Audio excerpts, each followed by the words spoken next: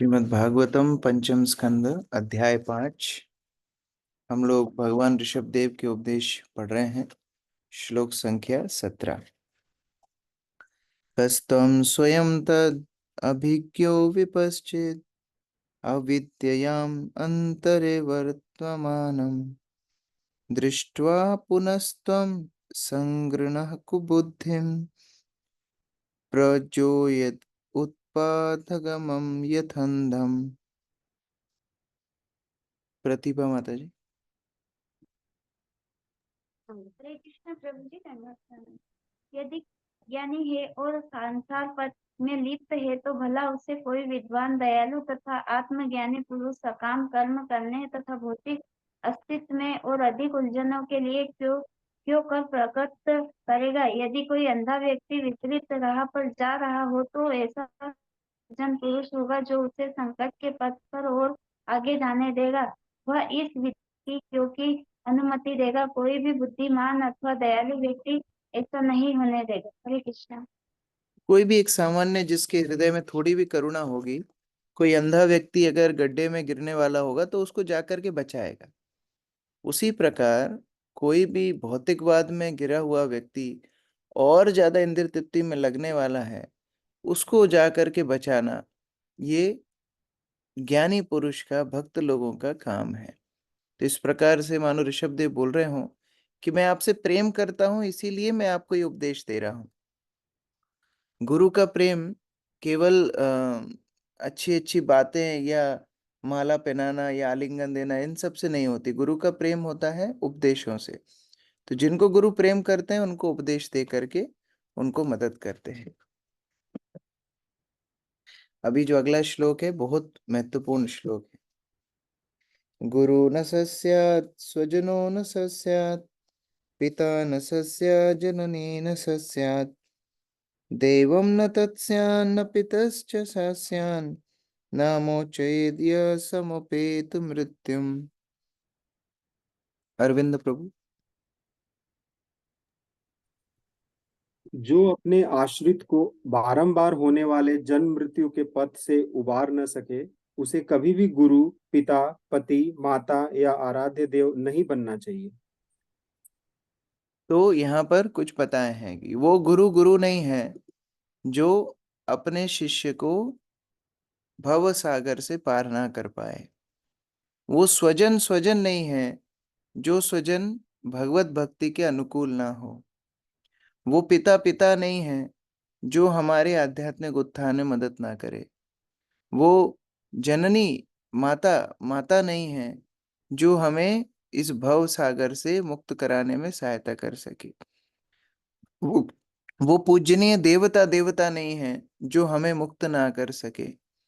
जो वो पति पति नहीं है जो हमें भगवान के पास ना ले जा सके। तो इस प्रकार से यहाँ पर संबंधों की विशेषता बताई जा रही है कि वही प्रियजन है। पिछले श्लोक के संदर्भ में अगर हम देखें तो अगर कोई हमें कुएं में गिरने से नहीं बचा रहा है तो हमारा प्रियजन हुआ कैसे?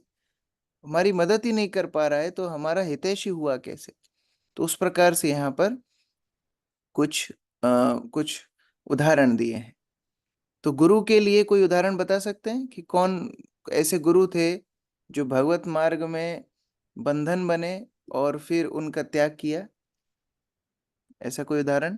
शुक्राचार्य प्रभु जी। शुक्राचार्य हाँ, शुक्राचार्य। बलि महाराज। बलि महाराज भगवान वामन देव को सब कुछ देना चाहते थे, लेकिन शुक्राचार्य उनको रोक रहे थे। तो बलि महाराज ने शुक्राचार्य का त्याग कर दिया। ये श्लोक उसका प्रमाण है। वो गुरु गुरु कैसा? जो भगवत प्राप्ति में बाधा बन रहा हो। स्वजनों के लिए कोई उदाहरण? स्वजनों का त्याग कर दिया। हिरण्यकश्यप प्रहलाद हाँ, महाराज ने किया था ठीक है। महाराज आगे वो तो पिता पिता में आएगा। वो पिता में आएगा। आगे पिता है ना, पिता न सस्यात्। तो प्रहलाद तमिल हाँ माता में वो आएंगे, भरत महाराज, भरत जी आएंगे। ठीक है। भरत जी ने माता का त्याग किया, वो भी आगे जननी में आएगा। ऋषभ देव। हरे कृष्ण प्रभु जी। ऋषभ ऋषभ देव ने किसका त्याग किया? अपने परिवार का। विभीषण। प्रभु जी कौरव ने पांडवों ने वेरी गुड। अर्जुन ने अपने स्वजनों का त्याग किया भगवान के उपदेश के लिए। पहले अध्याय में अर्जुन पूरा टाइम बोल रहा है कि नहीं भगवान, मेरे ये लोग, मैं निहत्था होऊंगा, मुझे मार दें वो भी चलेगा, लेकिन मैं इन लोगों के ऊपर अस्त्र नहीं उठाऊंगा। लेकिन भगवान ने जब उपदेश दिया धर्म की स्थापना के लिए स्वजनों का त्याग कर दिया। फिर पिता के लिए आप लोगों ने जो बताया प्रहलाद महाराज, वो पिता के लिए पिता का त्याग किया। जननी भरत महाराज ने अपनी जननी कैकेयी का त्याग किया। देवम न तत्स्यात्, देवताओं का त्याग किया। कोई उदाहरण है? भगवान के लिए देवी देवताओं की पूजा का त्याग किया।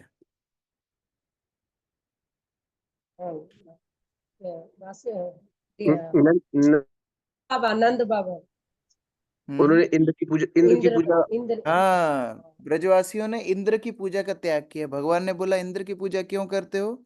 7 साल के बालक की बात मान करके सभी ने, ब्रजवासियों ने इंद्र की पूजा बंद कर दी। पतिश्च पति को छोड़ दिया। ब्राह्मण पत्नियां। हाँ, याज्ञिक पत्नियों का उदाहरण है।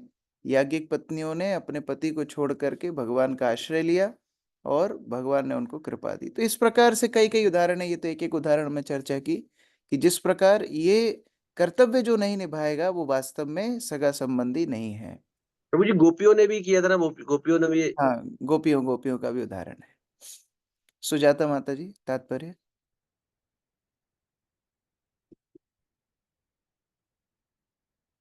अमित प्रभु।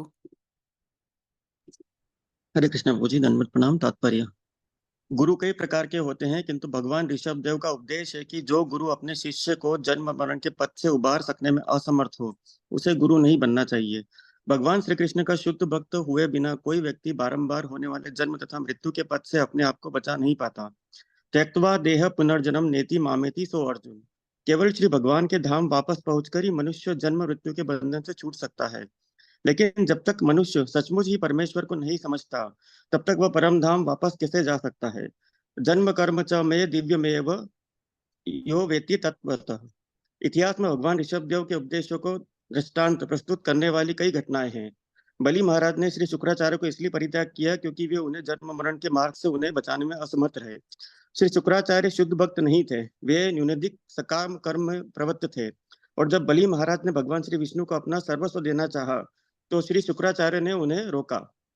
वास्तव में मनुष्य से आशा की जाती है कि वह अपना सर्वस्व ईश्वर को अर्पित कर दे, क्योंकि वह सब कुछ उन्हीं का है। फलस्वरूप परमेश्वर ने श्री भगवद गीता में उपदेश दिया है कि यत् करोषि यद् राश्रसि यज्जुहोषि ददासि यत् पश्यसि कौन्तेय तत्व कुरुष्व मदपर्णम। हे कुंती पुत्र, तू जो भी कर्म करता है, जो भी खाता है, जो कुछ यज्ञ करता है और जो भी दान देता है और तपस्या करता है, सब कुछ मुझे अर्पित कर। यह भक्ति है। बिना भक्त बने कोई मनुष्य परमेश्वर को सर्वस्व अर्पित नहीं कर सकता, और जब तक वह ऐसा नहीं करता तब तक वह गुरु, पति, पिता या माता नहीं बन सकता। इसी प्रकार यज्ञ करने वाले ब्राह्मणों की पत्नियों ने अपने पतियों का त्याग किया, जिससे वह भगवान श्री कृष्ण को संतुष्ट कर सके। यह ऐसा उदाहरण है जिसमें एक पत्नी अपने पति का परित्याग इसलिए करती है क्योंकि वह उसे जन्म मरण के आसन संकटों से उसे नहीं उबार सकता। इसी प्रकार प्रहलाद महाराज ने अपने पिता तथा भरत महाराज ने अपनी माता का परित्याग किया। जननी न सा स्यात्। देवम शब्द देवता या अपने अधीन की अर्चना स्वीकार करने वाले को घोतक है। सामान्य रूप से गुरु, पति, पिता, माता या गुरु परिजन अपने से कनिष्ठ परिजन की आराधना स्वीकार कर लेते हैं, किंतु यहाँ पर भगवान ऋषभ देव इसके लिए मना करते हैं। पहले तो पिता, गुरु व पति को इतना सक्षम होना चाहिए कि वे अपने आश्रित को बारंबार होने वाले जन्म तथा मृत्यु से उबार सके। यदि वे ऐसा नहीं कर पाते तो वे अपने अवैधिक कर्मों के कारण भर्त्सना के सागर में डूबते हैं। प्रत्येक मनुष्य को चाहिए कि वे अपने आश्रित को वैसा ही ध्यान रखे जैसे कि गुरु अपने शिष्य का या कि पिता अपने पुत्र का रखता है। ये सभी उत्तरदायित्व ठीक प्रकार से एक साथ तब तक नहीं निभाए जा सकते जब तक अपने आश्रित को जन्म मरण के चक्कर से उबारा न जा सके। हरे कृष्ण। तो एक बार श्रील भक्ति सिद्धांत सरस्वती ठाकुर से भी पूछा था कि आपके पिताजी भक्ति विनोद ठाकुर ने इतनी संतानें की, तो आप क्यों संतान उत्पत्ति नहीं करते हो, आपके विवाह नहीं करते हो? तो उनका उत्तर यही था कि वो पिता कैसा जो अपने पुत्र को भगवत भक्त ना बना पाए। तो मेरे पिताजी के अंदर ये सामर्थ्य था कि वो अपने संतानों को भक्त बना पाए, मेरे अंदर ये सामर्थ्य नहीं है। इसलिए मैं कोई पुत्र पुत्री नहीं करूंगा। तो इस प्रकार से हम देखते हैं वास्तविक संबंध क्या है, ये जिम्मेदारी है। अगर हमारे कोई स्वजन है, हमारे बच्चे हैं, कोई भी व्यक्ति हमसे संबंधित है, हमारा ये कर्तव्य है उनको भक्त बनाना। अभी कैसे भक्त बनाना ये निर्भर कर सकता है। हो सकता है कई लोगों को काफी समय लगे, कई अलग अलग प्रयासों से वो भक्ति में आए, लेकिन कम से कम अपना कर्तव्य निर्वाह करना जरूरी है। इदं शरीरं मम दुर्विभाव्यं सत्वं हि मे हृदयं यत्र धर्म पृष्ठे कृतो मे यदधर्म आरात् अतो हिमां ऋषभं प्राहुरार्य। गायत्री माता जी। हरे कृष्ण प्रभु जी।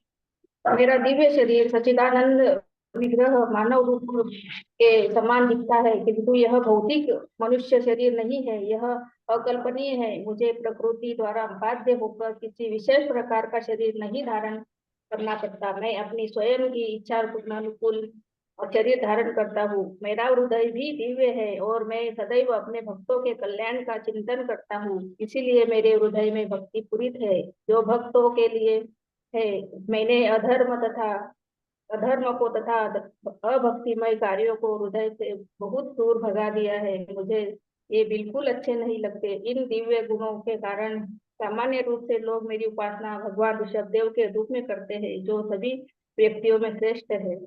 हरे कृष्ण।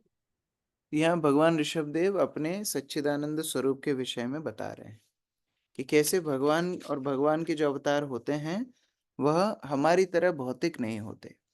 उनका पूर्ण अस्तित्व दिव्य होता है और उनको भजन करने के लिए, भक्ति करने के लिए दिव्य पथ का ही अनुगमन करना होता है। प्रफुल्ल प्रभु। इस श्लोक में इदम शरीरम मम दुर्विभाव्यम शब्द उल्लेखनीय है। सामान्य रूप से हम दो प्रकार की शक्तियों का अनुभव करते हैं, भौतिक शक्ति तथा आध्यात्मिक शक्ति। हमें भौतिक शक्ति पृथ्वी, जल, वायु, अग्नि, आकाश, मन, बुद्धि तथा अहंकार का कुछ कुछ अनुभव है, क्योंकि भौतिक जगत में सबका शरीर इन्हीं तत्वों से बना होता है। भौतिक शरीर के अंदर आत्मा होती है, किंतु उसे हम भौतिक आंखों से नहीं देख सकते। जब हम आध्यात्मिक शक्ति से पूर्ण शरीर देखते हैं तो हमारे लिए यह समझ पाना अत्यंत कठिन हो जाता है कि आध्यात्मिक शक्ति को शरीर कैसे प्राप्त हो सकता है। कहा जाता है कि भगवान ऋषभदेव का शरीर पूर्णतः दिव्य है, अतः संसारी पुरुष के लिए उसको समझ पाना अत्यंत कठिन है। भौतिकवादी व्यक्ति के लिए पूर्णतः आध्यात्मिक शरीर अकल्पनीय है। जब हमें हमारे अनुभव गम्य ज्ञान से कोई विषय समझ में नहीं आता तो हमें वेदों की व्याख्या ग्रहण करनी चाहिए। जैसा कि ब्रह्म संहिता में कहा गया, ईश्वर परम कृष्ण सच्चिदानंद विग्रह, परमेश्वर का शरीर स्वरूप युक्त होता है, किंतु यह शरीर भौतिक तत्वों का बना हुआ नहीं होता है। यह आध्यात्मिक आनंद, शाश्वता तथा चेतना से बना होता है। पूर्ण पुरुषोत्तम भगवान की अकल्पनीय शक्ति से ईश्वर अपने आदि दिव्य शरीर में प्रकट हो सकते हैं, किंतु ऐसे शरीर का कोई अनुभव न होने से हम कभी कभी मोहग्रस्त हो जाते हैं और ईश्वर के रूप को भौतिक समझ बैठते हैं। मायावादी दार्शनिक ईश्वर की दिव्य देह की कल्पना करने में सर्वथा अक्षम होते हैं। उनका कथन है कि आत्मा सदैव निराकार है, अतः जब भी वे किसी साकार वस्तु को देखते हैं तो उसे भौतिक मान बैठते हैं। श्रीमद् भगवत गीता 9.11 में कहा गया है, अजानन्ति मां मूढ़ा मानुषी तनुमिष्टम परम भावम जानन्ते मम भूतमैश्वरम। जब मैं मनुष्य रूप में अवतरित होता हूँ तो मूर्ख लोग मेरा उपहास करते हैं। वे मुझ परमेश्वर के दिव्य स्वभाव तथा मेरे परम साम्राज्य को नहीं जानते। अज्ञानी लोग सोचते हैं कि परमेश्वर भौतिक शक्ति से बने शरीर को धारण करते हैं। भौतिक शरीर सरलता से हमारी समझ में आ जाता है, किंतु आध्यात्मिक शरीर नहीं। अतः भगवान ऋषभदेव कहते हैं, इदम शरीरम मम दुर्विभाव्यम। वैकुंठ जगत में प्रत्येक का शरीर आध्यात्मिक होता है, वहां भौतिक अस्तित्व की कोई संकल्पना नहीं है। वैकुंठ जगत में केवल सेवा है और सेवा की प्राप्ति है। वहां सेवा तथा सेवा के तीन ही है, ये तीनों पूर्णतः आध्यात्मिक है। अतः वैकुंठ जगत परम पूर्ण है, इसमें भौतिक कलुष छू तक नहीं सकता। भौतिक संकल्पना से नितांत परे होने के कारण भगवान ऋषभदेव कहते हैं कि उनका हृदय धर्म से बना है। श्रीमद् भगवत गीता 18.66 में धर्म की व्याख्या इस प्रकार की गई है। सर्वधर्माणि परित्यज्य माम एकम शरणम व्रज। वैकुंठ जगत में प्रत्येक जीवात्मा परमेश्वर को समर्पित है और पूर्णतः आध्यात्मिक पद पर आसीन है। यद्यपि वहाँ सेवक, सेव्य तथा सेवा सभी है, किंतु आध्यात्मिक है और विविधता पूर्ण है। इस समय हमारी भौतिक कल्पना का कारण प्रत्येक वस्तु अकल्पनीय दुर्विवाह है। सर्वश्रेष्ठ होने के कारण ईश्वर ऋषभ कहलाते हैं। वैदिक पदावली में कहना चाहे तो कहेंगे नित्यो नित्यानाम। हम भी आध्यात्मिक हैं, किंतु हम आश्रित हैं। अतः श्री कृष्ण जो परमेश्वर हैं, प्रमुख व्यक्ति हैं। ऋषभ शब्द का अर्थ है प्रमुख अथवा सर्वश्रेष्ठ, और यह परम पुरुष या साक्षात ईश्वर का सूचक है। तो भगवान सर्वश्रेष्ठ होने के कारण उनका नाम है ऋषभ। ऋषभ मतलब ही है सर्वश्रेष्ठ। और भगवान क्योंकि दिव्य हैं, उनको हम भौतिक इंद्रियों के द्वारा नहीं जान सकते। भगवान को जानने के लिए केवल भक्ति का माध्यम से जान सकते हैं। यहाँ पर गुरुकुल के बच्चे बहुत सुंदर रूप से भगवद गीता का श्लोक पढ़ रहे हैं। विद्यार्थी अपनी कक्षा से 3 दर्जे के आगे के स्तर पर रहता है। विद्यार्थियों को संस्कृत व अंग्रेजी सिखाई जाती है।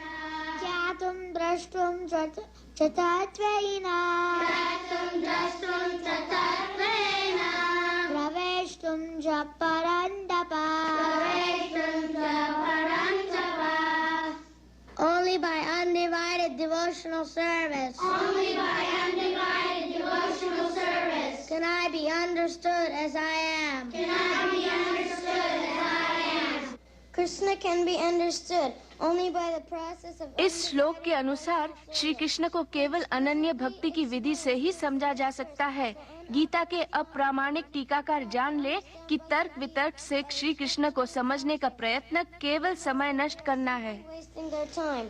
In this verse in the Bhagavad Gita, it indicates that God has a form. Gita के इस श्लोक में भगवान के रूप का संकेत है। हम ये कैसे समझ सकते हैं? Because we're coming from him and he's the supreme and we have. भगवान हमारे परम पिता हैं। जब हमारा रूप है, तब भगवान का भी रूप होना ही चाहिए, क्योंकि श्री कृष्ण पूर्ण है। How is it? हम भगवान को अपनी इंद्रियों से क्यों नहीं समझ सकते? Dr. Rupa? We can't even understand what's going on in the next room, so. पास के कमरे में क्या हो रहा है, हम नहीं जान सकते। तो अनंत भगवान को कैसे समझा जा सकता है? सीमित जीव भगवान को नहीं समझ सकता। विश्व भर में कितना सुंदर उदाहरण बच्चे ने दिया है कि पास के कमरे में क्या हो रहा है, ये भी हम अपनी भौतिक इंद्रियों से नहीं समझ सकते। और हम लोग प्रयास क्या करते हैं, भगवान को हमारी भौतिक इंद्रियों से हम समझ जाएंगे। इसलिए भगवान के आध्यात्मिक चिन्मय स्वरूप को समझने के लिए भगवान की भक्ति का ही आश्रय लेना चाहिए। तो यहाँ पर भगवान ऋषभदेव बता रहे हैं, मेरा रूप दिव्य है और मुझे प्राप्त करने के लिए एकमात्र भक्ति के माध्यम से जाना जा सकता है। तस्माद् भवन्तो हृदयेन जाता सर्वे महीया सममुं सनाभम् अक्लिष्ट बुद्ध्या भरतं भजध्वम् शुश्रूषणं तद्भरणं प्रजानाम्। अक्रूर प्रभु। अनुवाद। मेरे प्रिय पुत्रों, तुम सभी मेरे हृदय से उत्पन्न हुए हो, जो समस्त दिव्य गुणों का केंद्र है। अतः तुम्हें संसारी तथा ईर्ष्यालु मनुष्यों के समान नहीं होना चाहिए। तुम अपने सबसे बड़े भाई भरत को मानो, क्योंकि वह भक्ति में श्रेष्ठ है। यदि तुम लोग भरत की सेवा करोगे तो उसकी सेवा में मेरी सेवा सम्मिलित होगी और तुम सेवमेव प्रजा पर शासन करोगे। तो अब बिल्कुल व्यावहारिक उपदेश दे रहे हैं कि भक्ति के पथ पर ईर्ष्या के लिए कोई मार्ग नहीं होना चाहिए। हो सकता है हम सब बहुत सारे गुणों से युक्त हों, लेकिन फिर भी भक्ति के पथ पर अनुसरण करना सीखना चाहिए।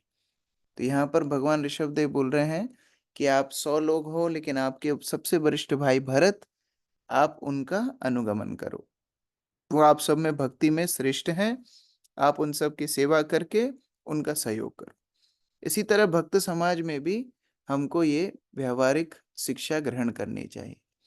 हो सकता है हम सब बड़े बड़े गुणवान व्यक्ति हो, बहुत सारे हमको श्लोक याद हो, हम बहुत सारे भक्ति पथ पे प्रचार करे हों, लेकिन फिर भी जब कोई सेवा दी जाती है तो किसी के मार्गदर्शन में सेवा करनी चाहिए, उस सिस्टम को फॉलो करना चाहिए। जब किसी व्यक्ति को ये अधिकार दिया जाता है कोई सेवा का, उसके अधीनस्थ सेवा करने में हमारा पद छोटा नहीं हो जाता, क्योंकि ये सेवा हो रही है भगवान श्री कृष्ण की। तो इसलिए कई बार देखा जाता है कि मान लीजिए किसी को सर्विंग इंचार्ज बनाया गया, प्रसाद सर्विस करने की छोटी से छोटी सेवा है, लेकिन उसमें भी अभिमान आ जाता है, अरे देखो मेरे अंडर 15 लोग काम कर रहे हैं। तो उसके अंदर भी अभिमान नहीं आना चाहिए, और जो लोग उनके साथ सेवा कर रहे हैं उनके अंदर ईर्ष्या नहीं आनी चाहिए कि अरे इनको क्यों इंचार्ज बनाते हैं हर बार, मुझे क्यों नहीं बनाते, अगर मुझे देंगे तो मैं दिखाऊंगा मैं कितने अच्छे से सेवा करता हूँ। सबको एकदम बराबर 50-50 ग्राम ही हलवा मिलेगा, किसी को 51 नहीं, किसी को कम नहीं। तो उस तरह व्यवहार नहीं होना चाहिए। बिना ईर्ष्या के भक्ति पद का जो मूल सिद्धांत है, निर्मत्सराणाम सताम, जो बिना ईर्ष्या के प्रेम भाव से सेवा की जाए वो भक्ति है। अर्जुन प्रभु तात्पर्य। तात्पर्य, इस श्लोक में हृदय शब्द हृदय के अतिरिक्त उरह अर्थात वक्ष स्थल का भी सूचक है। हृदय वक्ष स्थल में स्थित है। यद्यपि पुत्र तांत्रिक रूप से जननांग से उत्पन्न होता है, किंतु वास्तव में वह हृदय से ही उत्पन्न माना जाता है। हृदय की स्थिति के अनुसार ही वीर शरीर का रूप धारण करता है। अतः जब किसी के पुत्र उत्पन्न होता है तो वैदिक प्रथा के अनुसार उसके हृदय को गर्भाधान संस्कार द्वारा शुद्ध किया जाना चाहिए। भगवान ऋषभदेव का हृदय सदा निष्कलुष, निर्मल एवं आध्यात्मिक था। अतः उनके हृदय से उत्पन्न सभी पुत्र आध्यात्मिक प्रवृत्ति के थे। फिर भी भगवान ऋषभदेव ने सुझाया कि उनका सबसे ज्येष्ठ पुत्र श्रेष्ठर है, इसलिए अन्य पुत्रों को उसकी सेवा करनी चाहिए। भरत महाराज के सभी भाइयों को भगवान ऋषभदेव द्वारा भरत की सेवा में संलग्न रहने की सलाह दी गई। यहाँ यह प्रश्न पूछा जा सकता है कि मनुष्य को परिवार के सदस्यों में क्यों आसक्ति होना चाहिए, जबकि प्रारंभ में उपदेश दिया गया है कि मनुष्य को घर तथा परिवार में लिप्त नहीं होना चाहिए। किंतु साथ में यह भी उपदेश है, मही यसाम पादर जो अभिषेक, मनुष्य को महियान अर्थात आध्यात्मिक दृष्टि से महान व्यक्ति की सेवा करनी चाहिए। महत सेवाम द्वारम आहुर विमुक्ते, महत अर्थात महान भक्त की सेवा करने से मनुष्य की मुक्ति का द्वार खुल जाता है। भगवान ऋषभदेव का परिवार कोई सामान्य भौतिकवादी परिवार न था। भगवान ऋषभदेव का ज्येष्ठ पुत्र भरत विशेष रूप से महान था, इसलिए अन्य पुत्रों को उनकी सेवा करने का उपदेश दिया गया। यही उनका कर्तव्य था। परमेश्वर महाराज भरत को इस श्लोक का प्रमुख शासक बनाने का उपदेश दे रहे थे। यही परमेश्वर की वास्तविक योजना थी। कुरुक्षेत्र के युद्ध में भगवान श्री कृष्ण महाराज युधिष्ठिर को इस श्लोक का चक्रवर्ती राजा बनाना चाहते थे। वे कभी नहीं चाहते थे कि यह पद दुर्योधन को मिले, जैसा कि पिछले श्लोक में कहा जा चुका है। भगवान ऋषभदेव का हृदयम यत्र धर्म था। श्रीमद् भगवद गीता में धर्म का लक्षण बताया गया है। पूर्ण पुरुषोत्तम भगवान को समर्पण करो। धर्म की रक्षा हेतु परित्राणाय साधुनाम, ईश्वर सदा अपने भक्त को पृथ्वी का शासक बनाना चाहते हैं, तभी सबका कल्याण संभव है। जो ही असुर पृथ्वी का शासन संभालता है, अव्यवस्था फैल जाती है। इस समय यह जगत प्रजातांत्रिक प्रणाली के प्रति उन्मुख है, किंतु सामान्य लोग रजो तथा तमो गुणों से कलुषित है। फलतः वे शासन चलाने हेतु उचित व्यक्ति नहीं चुन सकते। राष्ट्रपति का चुनाव मूर्खों शूद्रों के मतदान से होता है, अतः एक और शूद्र चुन लिया जाता है और फिर सारी सरकार दूषित हो जाती है। यदि जनता श्रीमद् भगवद गीता के नियमों का दृढ़ता से पालन करे तो सदैव ईश्वर का भक्त ही चुना जाएगा, फिर तो स्वतः उत्तम शासन होगा। इसलिए ऋषभदेव ने महाराज भरत को इस लोक का सम्राट बनाए जाने को कहा। भक्त की सेवा का अर्थ है परमेश्वर की सेवा, क्योंकि भक्त सदा ईश्वर का प्रतिनिधि होता है। जब भक्त यह भार लेता है तो सरकार सदैव मैत्रीपूर्ण तथा सर्व कल्याणमय होती है। इस प्रकार पिछले श्लोक में जो भगवान ऋषभदेव ने अपने दिव्य स्वरूप का बारे में बताया, तो ऐसा लग सकता है कि कैसे हम भगवान ऋषभदेव की सेवा करें, कैसे हम भगवान ऋषभदेव के पास तक जाएं। तो भगवान ऋषभदेव बता रहे हैं कि मुझ तक पहुंचने के लिए मेरे भक्तों की सेवा करना आवश्यक है। वो बोल रहे हैं कि आप सब मेरे हृदय से प्रकट हुए हो, आप सबके अंदर दिव्य गुण हैं, लेकिन फिर भी आप अपने ज्येष्ठ भ्राता भरत महाराज की सेवा करो, क्योंकि वो भक्ति में सबसे उत्तम है। यहाँ पर पारिवारिक संबंध की वजह से ऐसा नहीं है कि बड़े पुत्र को प्रमोट कर रहे हैं ऋषभदेव, नहीं। वो ये सिद्धांत बता रहे हैं कि ये भक्ति में सबसे ज्यादा उन्नत हैं, इसलिए इनका अनुसरण करो। उसी प्रकार से जैसे हम शुद्ध भक्तों का आश्रय लेकर के भगवान को प्रसन्न करते हैं, और भगवान चाहते हैं कि उनके शुद्ध भक्त ही इस संसार का भार उठाएं। जैसे हम ब्रह्मा जी को देखते हैं, ब्रह्मा जी भगवान के भक्त हैं, इसलिए पूरे ब्रह्मांड की जिम्मेदारी भगवान ने ब्रह्मा जी को दे रखी है। देवी देवता सारे भगवान के भक्त होते हैं, इसलिए भगवान ने उनको अलग अलग पद अधिकार दे रखे हैं। तो यहाँ पर भरत महाराज को राजा बना रहे हैं और सभी को ये अनुरोध कर रहे हैं कि आप भरत महाराज का अनुसरण करो, क्योंकि वो भक्ति में श्रेष्ठ है। उसी प्रकार हमारे भक्ति जीवन में शुद्ध भक्तों का आश्रय लेते हुए हमको आगे बढ़ना चाहिए। कभी भी स्वतंत्र रूप से भक्ति नहीं होती। भूतेषु विरुभ्य उदुत्तमाये सरिस्प्रसतेषु सबोधनिष्ठा ततो मनुष्य प्रथमास्ततोऽपि गंधर्व सिद्धा विबुधानुगाये देवासुरेभ्यो मघवत् प्रधाना दक्षादयो ब्रह्मसुतस्तु तेषां भवपरासोऽथ विरिञ्च वीर्या स मत्परोऽहं द्विजदेव देवः। कमल सिंह प्रभु। हरे कृष्ण प्रभु दंडवत प्रणाम। दो प्रकार की प्रकट शक्तियां हैं, आत्मा तथा जड़ पदार्थ में से जीव शक्ति वनस्पति घास वृक्ष तथा पौधे, जड़ पदार्थ पत्थर पृथ्वी इत्यादि से श्रेष्ठ है। इन अचर पौधों तथा वनस्पतियों की तुलना में रेंगने वाले कीट तथा सरीसृप श्रेष्ठ है। कीटों तथा सरीसृपों से पशु श्रेष्ठ है, क्योंकि उनमें बुद्धि विकसित है। पशुओं से मनुष्य श्रेष्ठ है और मनुष्यों से भूत प्रेत, क्योंकि उनके कोई भी भौतिक शरीर नहीं होता है। भूत प्रेतों से गंधर्व और गंधर्व से सिद्ध श्रेष्ठ होते हैं। सिद्धों से किन्नर और किन्नरों से असुर श्रेष्ठ है। असुरों से देवता और देवताओं से स्वर्ग राजा इंद्र श्रेष्ठ है। इंद्र से भी श्रेष्ठ ब्रह्मा के प्रत्यक्ष पुत्र जैसे राजा दक्ष ब्रह्मा के इन पुत्रों को भगवान शिव सर्वश्रेष्ठ है। शिव ब्रह्मा के पुत्र हैं, इसलिए ब्रह्मा से श्रेष्ठ माने जाते हैं, किंतु वो मुझ भगवान के अधीन है, और क्योंकि वे ब्राह्मणों को पूज्य मानता हूँ, इसलिए ब्राह्मण सर्वश्रेष्ठ है। तो क्यों भरत महाराज का अनुसरण करना चाहिए, एक उदाहरण से यहाँ पर बता रहे हैं। क्यों भरत महाराज का अनुसरण करना चाहिए, क्यों शुद्ध भक्त का अनुसरण करना चाहिए, एक क्रमबद्ध रूप से बता रहे हैं कि कैसे अलग अलग जीवों का एक दूसरे के प्रति संबंध है।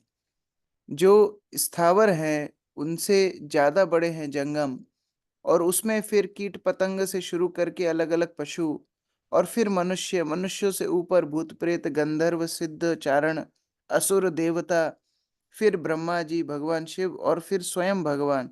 तो इस प्रकार ये सारा क्रम है, लेकिन भगवान स्वयं भक्तों के अधीनस्थ हैं। भगवान स्वयं भक्तों की संपत्ति बन जाते हैं, इसीलिए भक्तों की आराधना करने से इन सब की आराधना अपने आप हो जाती है। कितने सुंदर रूप से बता रहे हैं। तो इस प्रकार से प्रेरणा दे रहे हैं कि आप लोग शुद्ध भक्तों के अनुसरण में रहने के लिए अभ्यास कीजिए। अनिकेत प्रभु पढ़िए। तात्पर्य।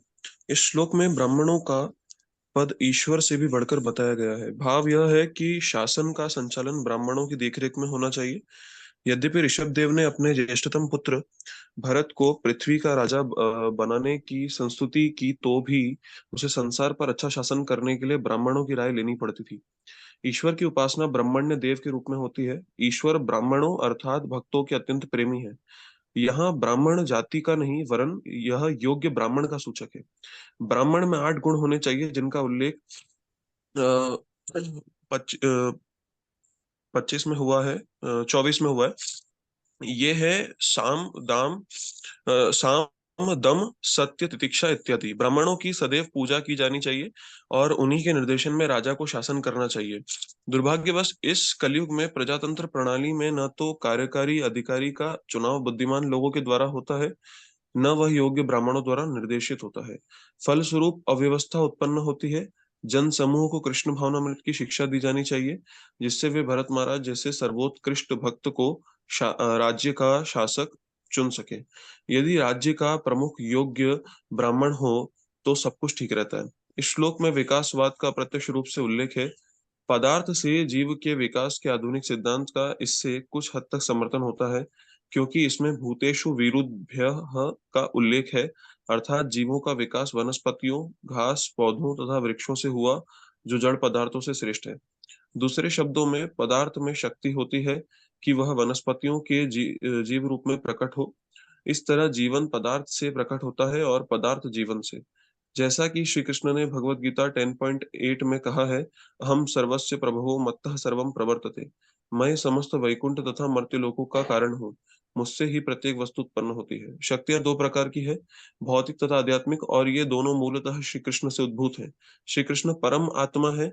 यद्यपि यह कहा जा सकता है कि भौतिक जगत में जीवित शक्ति सजीव पदार्थ से उत्पन्न है, किंतु यह स्वीकार करना कि पदार्थ मूलतः परम व्यक्ति आत्मा से उत्पन्न हुआ, नित्यो नित्यानाम चेतनश्चेतनानाम। निष्कर्ष यह निकला कि प्रत्येक वस्तु चाहे लौकिक हो या अलौकिक परमेश्वर से उत्पन्न है।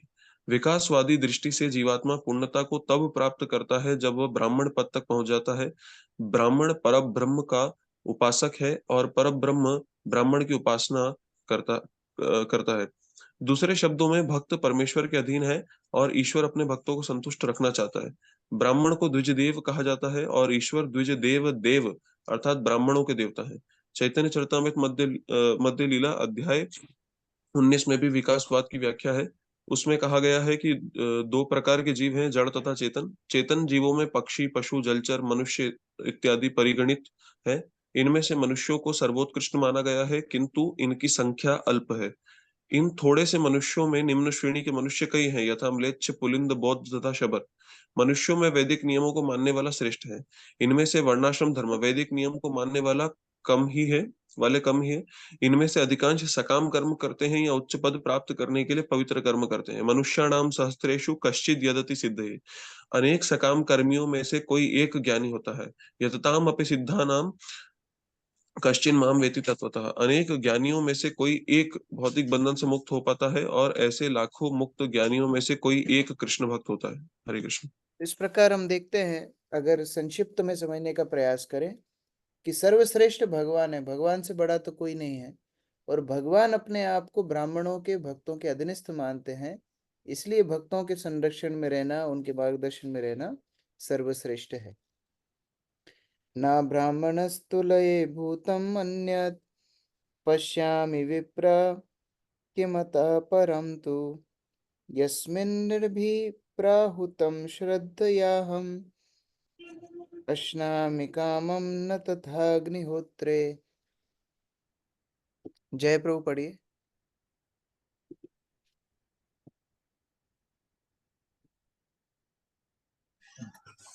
हरे कृष्ण प्रभु जी। हे पूज्य ब्राह्मणों, जहाँ तक मेरा संबंध है, इस संसार में ब्राह्मणों के तुल्य या उनसे श्रेष्ठ अन्य कोई नहीं है। मैं उनके तुलना योग्य किसी को नहीं पाता। वैदिक नियमों के अनुसार यज्ञ करने के पीछे जो मेरा उद्देश्य है, उसे जब लोग समझ लेते हैं तो वे मेरे निमित्त अर्पित भोग अत्यंत श्रद्धा तथा प्रेम पूर्वक ब्राह्मण मुख के द्वारा मुझे प्रदान करते हैं। इस प्रकार प्रदत्त भोजन में मैं अत्यंत प्रसन्न होकर ग्रहण करता हूँ। निसंदेह इससे प्रदत्त भोजन को मैं अग्निहोत्र में होम किए भोजन की अपेक्षा अधिक प्रसन्नता पूर्वक ग्रहण करता हूँ।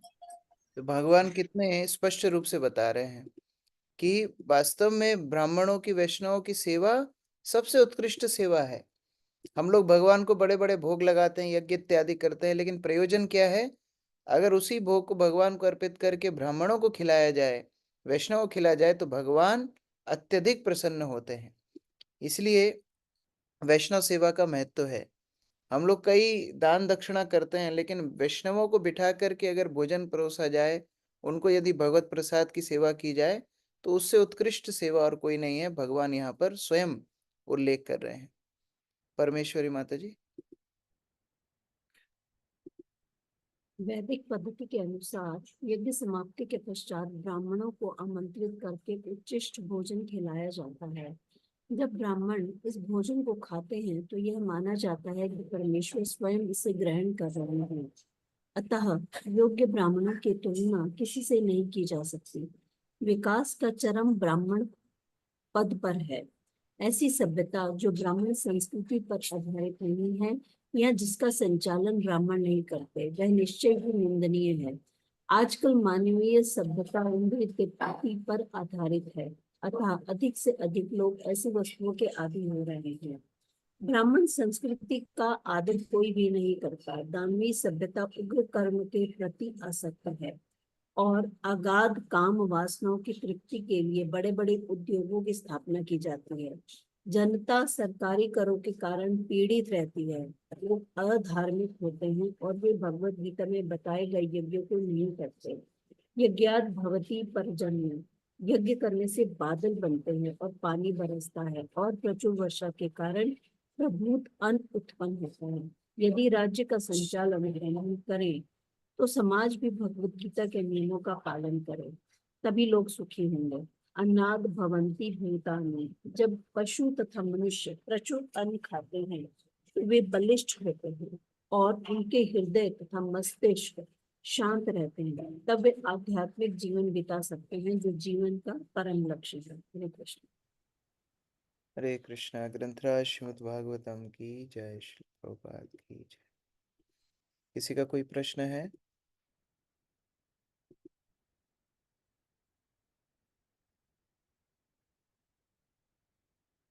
ये सुजाता माता जी। हरे कृष्णा प्रभु जी, जैसे इसमें आज बताया था कि मनुष्यों से भूत प्रेत श्रेष्ठ है, लेकिन हम तो भूत प्रेत योनियों को बुरा मानते हैं, उससे मुक्त करवाने का प्रयास करते हैं, तो कैसे श्रेष्ठ है? श्रेष्ठ मतलब उनको ये स्थूल शरीर नहीं मिलता है, सूक्ष्म शरीर में होते हैं, तो उस क्रम में श्रेष्ठ हैं। लेकिन क्योंकि भौतिक इच्छाएं उनके अंदर होती हैं और स्थूल शरीर नहीं होता है, तो वो और प्रताड़ना है। क्योंकि खाने की इच्छा है लेकिन खा नहीं सकते हैं, पीने की इच्छा है लेकिन पी नहीं सकते हैं, कर्म करने की इच्छा है लेकिन कर नहीं सकते हैं। तो उस तरह से भूत योनि पीड़ा योनि है।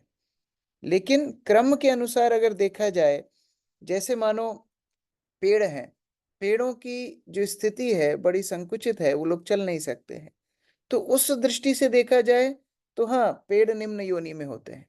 लेकिन वही पेड़ वृंदावन में हो तो अब डिटेल बदल गई। अब उस दृष्टिकोण से देखें तो उत्कृष्ट है, हम मनुष्यों से भी उत्कृष्ट है। जहां ब्रह्मा जी स्वयं प्रार्थना कर रहे हैं कि मुझे आप एक घास का तिनका बना दीजिए वृंदावन की सीमा पर, तो उस प्रकार से अगर हम अलग अलग दृष्टिकोण से देखें तो अलग अलग बात है। तो अगर केवल क्रम दृष्टि से देखें तो हाँ, मनुष्य से ज्यादा शक्तिशाली भूत प्रेत हैं। लेकिन अगर हम इस दृष्टि से देखें कि उनकी मानसिक स्थिति कैसी है, तो प्रताड़नापूर्ण है, इसलिए हम लोग बोलते हैं कि वो कष्टप्रद योनि है। ठीक है। गौरी शंकर प्रभु। प्रभु जी धन्यवाद, प्रणाम। प्रभु जी थोड़ा क्वेश्चन हटके है मेरा कि मेरे बालक के लिए कृष्ण भगवान कृपा हो गई है, मतलब एंगेजमेंट के लिए ऑफर आया है, तो बालिका 7 महीने बड़ी है मेरे बालक से, तो प्रभु जी संबंध करना उचित है कि नहीं है प्रभु जी? ठीक है, ये व्यक्तिगत एक चर्चा है, फिर अलग से करना। ठीक है। हाँ, ठीक है प्रभु जी, थोड़ा सा निवेदन था। ठीक है, अलग से इसको चर्चा करेंगे। हाँ, ठीक है प्रभु। श्रील प्रभुपाद की जय, समवेत भक्तवृंद की जय।